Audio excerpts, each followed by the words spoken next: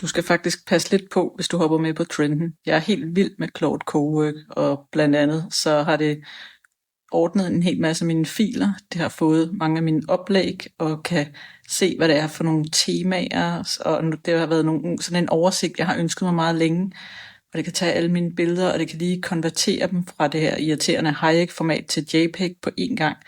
Det er super fedt.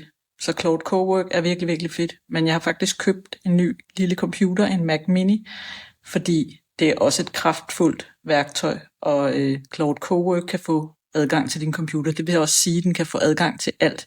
Det vil også sige, at hvis du får fat i noget kode derude, eller du går ud og finder et eller andet, som er ondskabsfuldt, kan man sige, jamen så kan der være indplaceret sådan nogle ting, der kan få fat i dine passwords og sådan noget. Så brug det med omtanke. Og jeg kommer til at vise lidt af det på næste fredag den 8. maj kl. 12. Så kan du lige få et indblik i, hvad det her Claude Cowork kan.